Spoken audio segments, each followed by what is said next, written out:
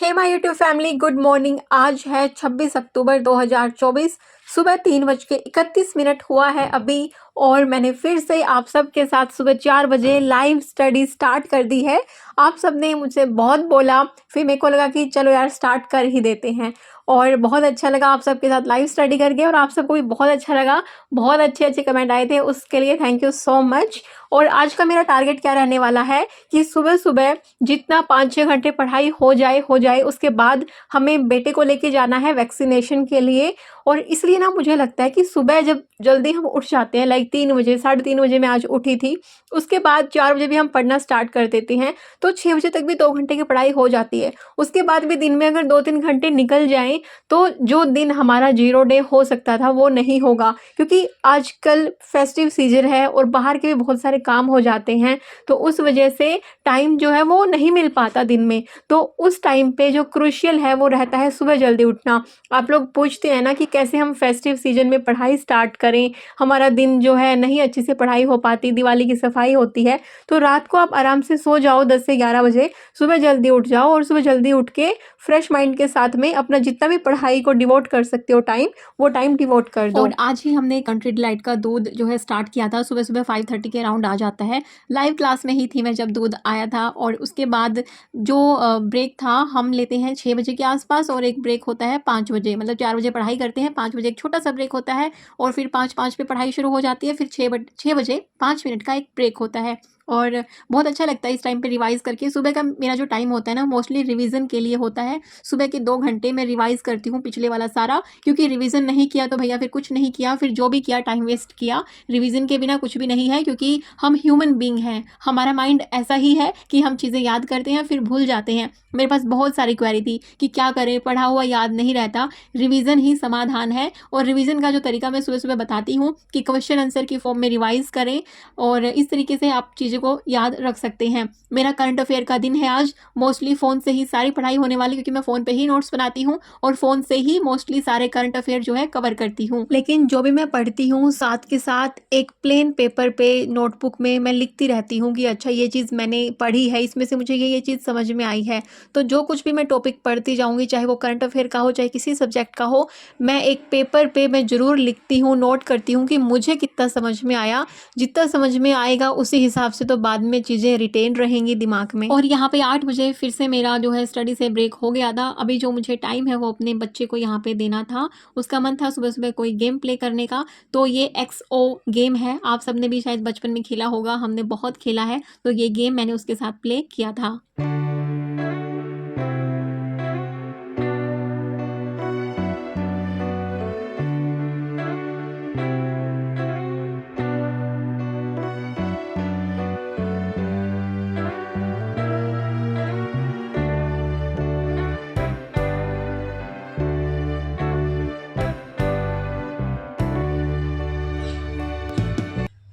What are you doing?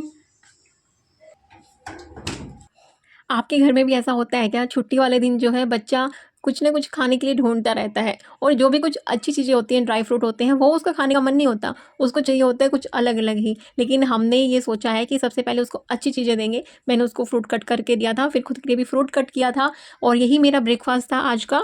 और उसके बाद फिर मैंने थोड़ा-सा पढ़ाई यहाँ पे किया था। किसी ने कमेंट किया था कि मैं 25 साल की हूँ, मेरी एक बेटी है, मैं सिंगल मदर हूँ, मेरे पति जो हैं किसी और औरत के साथ रहने लगे, मैं डिप्रेशन में चली गई, अभी डाइवोर्स केस चल रहा है, और मैं बीपीएससी का मैंने टीचिंग अभी स्टार्ट किया है, प्रिपरेशन स्टार्ट किया है बीपीएससी टीचर का, और मैं एक चैनल स्टार्ट करना चाहती हूँ, तो मैं क्या कंटेंट रखूँ मुझे समझ में नहीं आ रहा।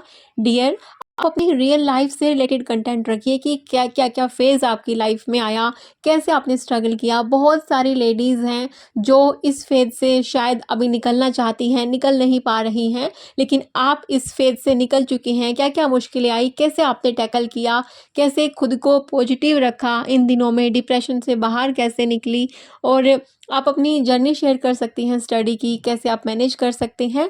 तो लेकिन एक चीज़ मैं बोलना चाहती हूँ, जो भी आपकी चीज़ें हैं उनको रियल रखना, बिल्कुल नेचुरल जैसा वो हो सकती हैं।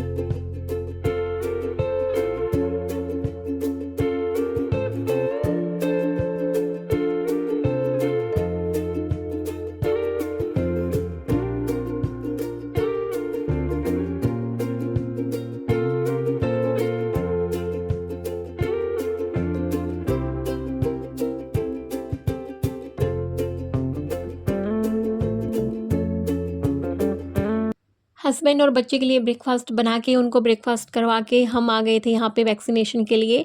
10:40 के अराउंड का हमारा अपॉइंटमेंट था और हम एग्जैक्ट टाइम से 5-10 मिनट पहले यहाँ पे पहुँच गए थे। पहले से ही ऑनलाइन अपॉइंटमेंट लेने का या फ़ोन से अपॉइंटमेंट लेने का ये फ़ायदा रहता है कि चाहे कितने ही वहाँ पे वेट कर रहे हों, हमारा नंबर आ जाता है। अभी जैसे ही डॉक्टर के पास जो भी पेशेंट थे उनके बाहर निकलते ही तुरंत हमारा नंबर आ गया था।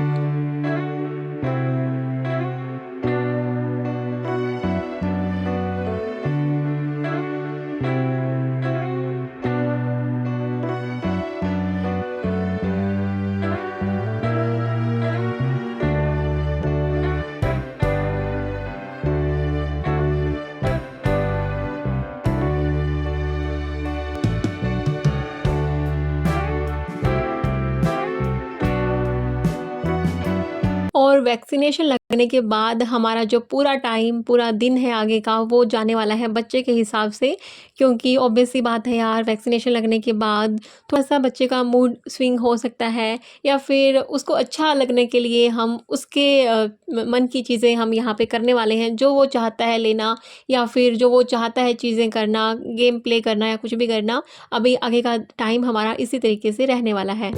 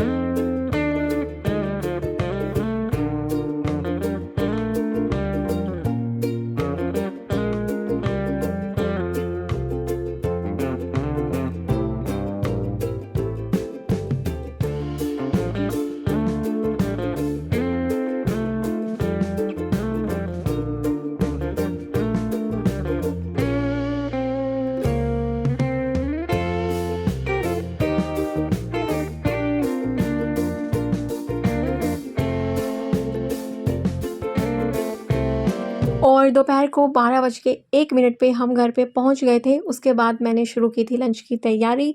भुना हुआ जीरा से जो है लस्सी का टेस्ट और भी अच्छा हो जाता है और आज हमारे लंच में बिल्कुल देसी खाना था।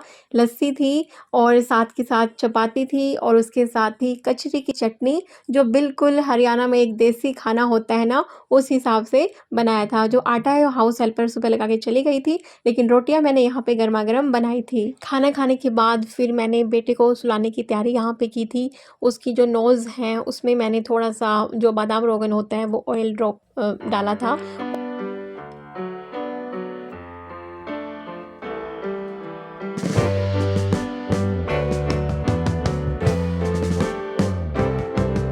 Sitting in the basement apartment I rented with you,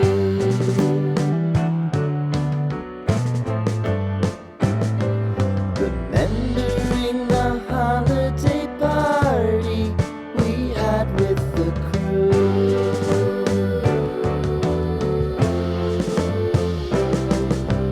Romeo was roaming the garden, Saturday was spent in a parking lot.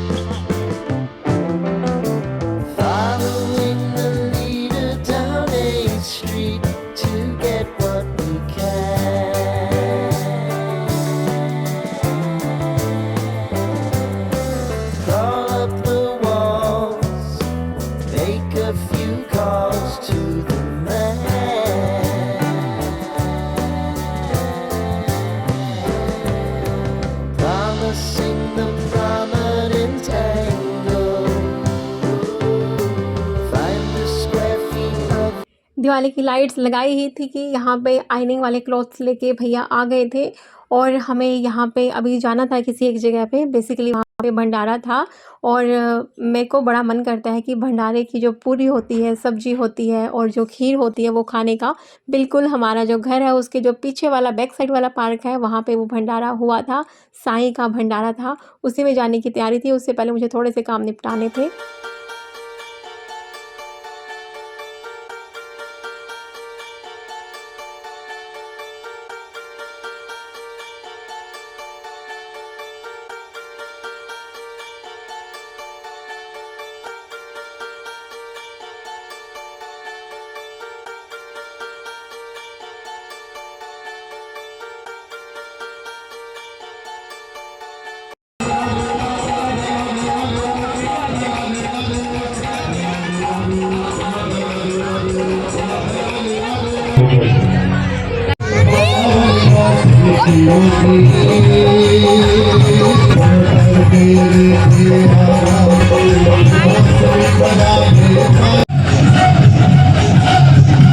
और लगभग आधे पौने घंटे के आसपास हम घर पे आ गए थे और उसके बाद फिर मैंने लेंस निकाले थे। कभी-कभी मैं लेंस लगा लेती हूँ स्पेक्स की जगह पे और उसके बाद फिर रात के 10:30 बजे के आसपास